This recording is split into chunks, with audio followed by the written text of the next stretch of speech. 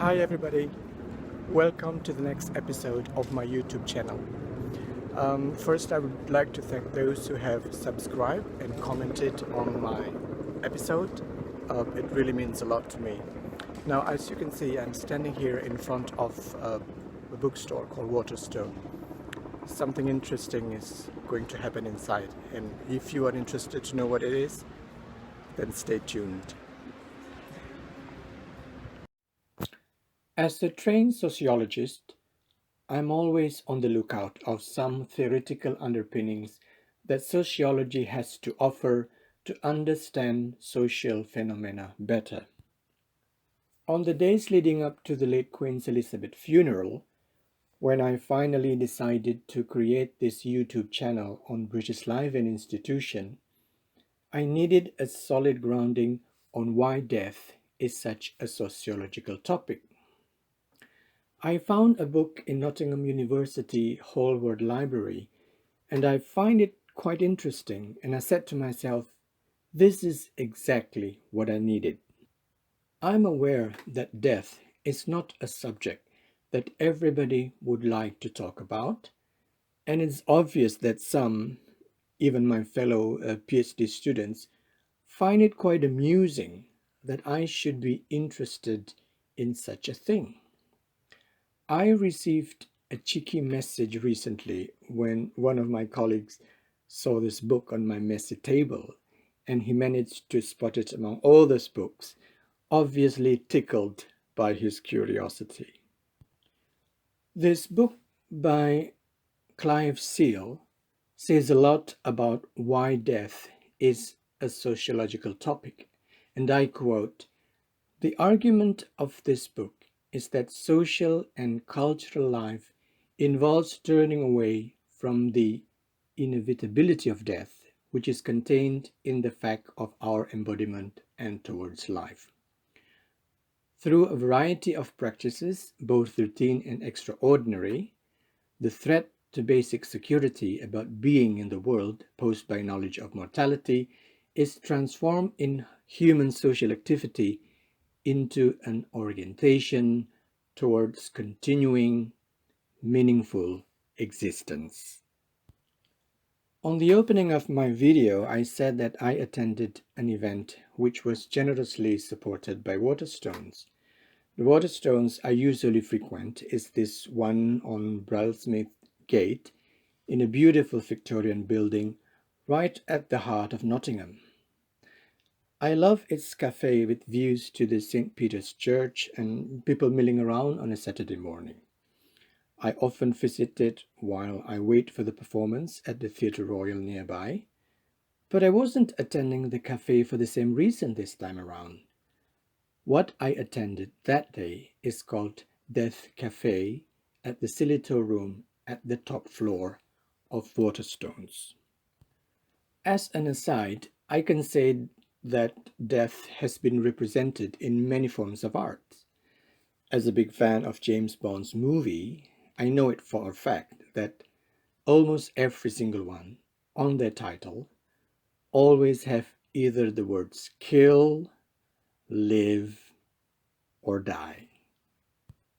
Death Cafe is actually a conversation, an interesting one I must add, about how our perception of death actually shapes the way we live our lives.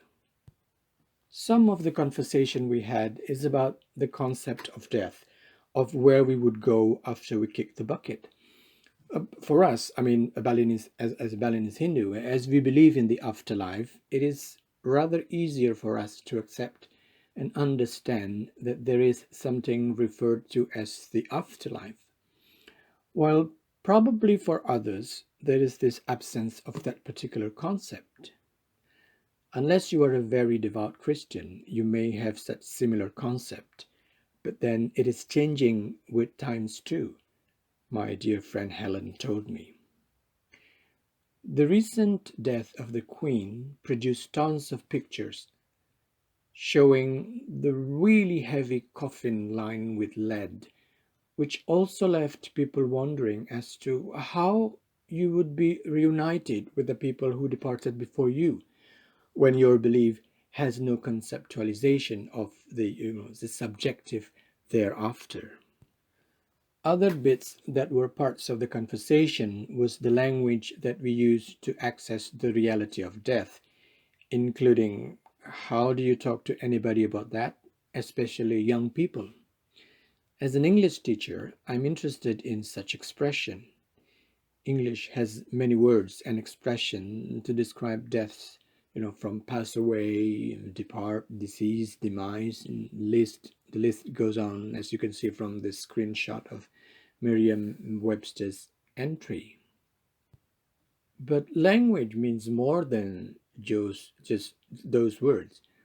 When we have a death in a family and we describe it as he has gone to be with God in heaven, this is basically not an easy concept to grasp, especially for little ones who might left wondering why now he has to live somewhere with someone they don't know. We also touch on the subject of the commercialization, politics, and admins of funeral. It is common to have it prearranged with the availability of services such as A.W. Lim Family Funeral Service. But then there's this question, is that what the departed actually wanted? Some people might want on their funeral that Beethoven's Funeral March is played, but some people might prefer Aretha Franklin's or Elvis Costello's instead. This is when things get tricky, when the remaining family members argue about what the departed wants, thinking they might know the departed best. And then there was this issue about belongings of the dead, about who gets what. Some people might not want anything at all. Some want something that eventually given to someone else. This oftentimes lead to, sadly, family falling out. While writing a will might help in this case, family members usually avoid discussing it until it is too late.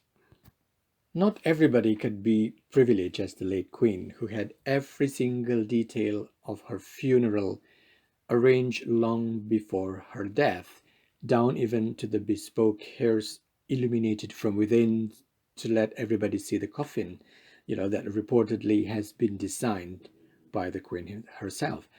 But the bottom line is that in the inevitability of death, we need to enjoy our life.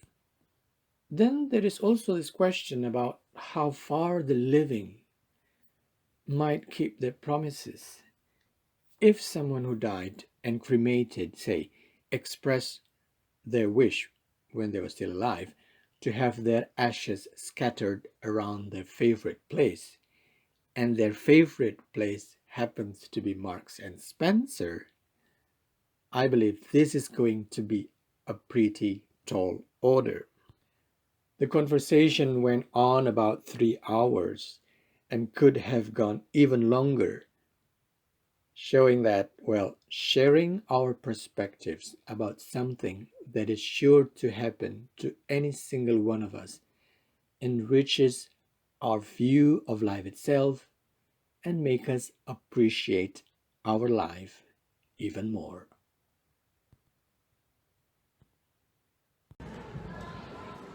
Hi, that's it for this episode of Pak Madi's Diaries, everything interesting about the British life and institution.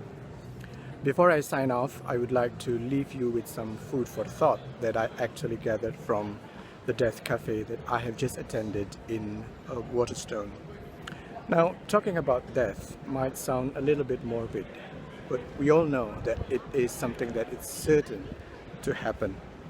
In the word of the poet laureate Armitage, evening will come, however determined late afternoon.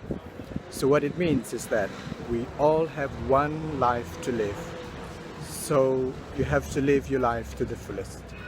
I'm signing off from the central city, and I'll see you next week with the new updates on what is interesting in the British life and institution.